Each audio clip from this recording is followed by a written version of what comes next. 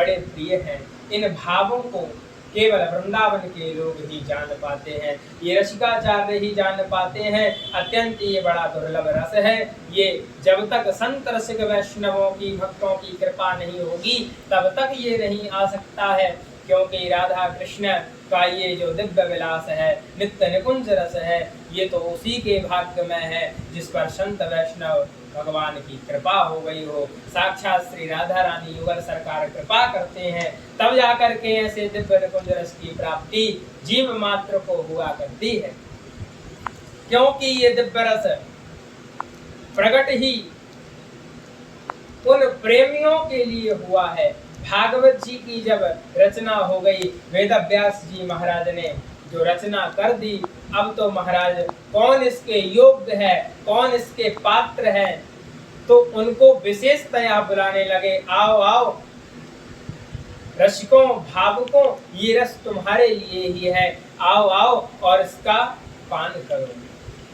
निगम कल्प तरोर्गलितं फलम सुखमुखाद मृत द्रव संयुतम पिबत भागवतं रसमालयं मुहुरहो रसिका भुवि भावुका। ये भावुक रसिक हृदय वालों के लिए ही है, ये बिल्कुल शुष्क हृदय वालों के लिए नहीं है। ये तो प्रेमियों के लिए है जो श्री प्रिया प्रीतम से, लाडली लाल से, राधा कृष्ण से प्रेम करते हैं या प्रेम करना चाहते हैं। ये रस तो उन्हीं के भाग्य में है महाराज। तो ये रसिकों के लिए है, ये भावुकों के लिए है, ये प्रेमियों के लिए है। और ठाकुर जी भी उसी पर कृपा करते हैं। देखते हैं आप दर्शन करने जाएंगे, ठाकुर जी के दर्शन करके आप सोचेंगे कि मैं वापस चला जाऊं, तो ठाकुर जी ये सोचते हैं, वाह हमारे रूप का इस पर इतना भी प्रभाव नहीं पड़ा, ये हमसे बच बच के जाना चाहता है।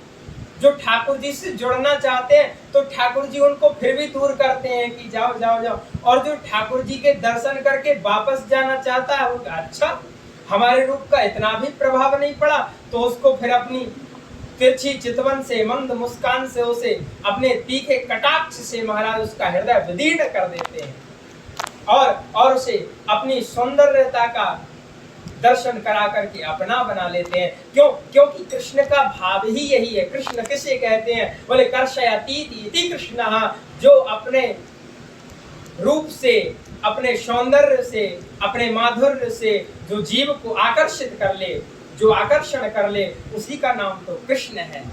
जो खींच ले हठात बलपूर्वक, वो खींच ले, वही तो कृष्ण है। हम हाथ पकड़ते हैं तो छूटने की संभावना होती है, और ठाकुर जी जब हाथ पकड़ लेते हैं तो वो छूटता नहीं है, क्योंकि ठाकुर जी कहते हैं, भैया मुझे तो पकड़ना आता है, मुझे छोड़ना आता ही नहीं है। पहले तो मैं किसी का हाथ पकड़ता नहीं हूँ, और यदि प्रेम से एक बार पकड़ लूं तो फिर छोड़ता भी नहीं हूँ। ये मेरे ठाकुर जी का नितांत स्वभाव है, निज स्वभाव है। तो भैया ऐसे ठाकुर जी की लीला में कौन नहीं आना चाहेगा? ऐसे प्रिया प्रीतम के दर्शन कौन नहीं करना चाहेगा? केवल अनन्य प्रीति के द्वारा, अनन्य भाव के द्वारा आप प्रसन्न रहें, आपको देख करके हम प्रसन्न हो जाएं। मैंने कल जो भाव निवेदन किया था वो सब सारों का सार मैं आज पुनः फिर एक बार कह दूं कि भैया जोई जोई प्यारो करे सोई मोहे भावे, भावे मोहे जोई सोई सोई करे प्यारे। मुझे तो उनकी रुचि में ही अपनी रुचि लगती है, जो उनको पसंद आए वही मुझे प्रिय लगता है। इसके अलावा मेरी रुचि, मेरा मन कुछ नहीं रह गया है। जो कुछ है सो तोर, मेरा मुझ में कुछ नहीं, जो कुछ है सो तोर, तेरा तुझको सौंपत है और क्या लागत है मोर। जब सब कुछ आपका ही है तो महाराज मेरा क्या है, मुझे क्या चाहिए? जो आपकी रुचि हो सो दीजिए, अन्यथा आपकी रुचि में ही मेरी रुचि है। सब कार्य ऐसे ही चल रहा है, बस आपका नाम, आपका स्मरण, आपका ध्यान और आपसे प्रेम करना न छूट पाए, इसके अलावा पूरा संसार छूट जाए तो मुझे किसी से कोई डर नहीं है। छूट जाए तो आज ही छूट जाए, और ना छूटे तो कभी ना छूटे, उससे मुझे मतलब भी नहीं। इसीलिए आचार्य लोग कहते हैं, तनहि राखि सतसंग में, मनहि प्रेम रस भेव, सुख चाहत हरिवंश हित, कृष्ण कल्प तरु सेव। इसीलिए रसिकों का संग करना चाहिए, संतों का संग करना चाहिए और सत्संग करना चाहिए। जब तक सत्संग नहीं करेंगे तब तक उस सत्संग के द्वारा हमें प्रेम की प्राप्ति कैसे हो सकती है, क्योंकि सत्संग से ही प्रथम भगति संतन कर संगा। संतों का संग करने से, सत्संग करने से ही प्रेम लक्षणा भक्ति प्राप्त होती है। प्रथम भक्ति ही यही है।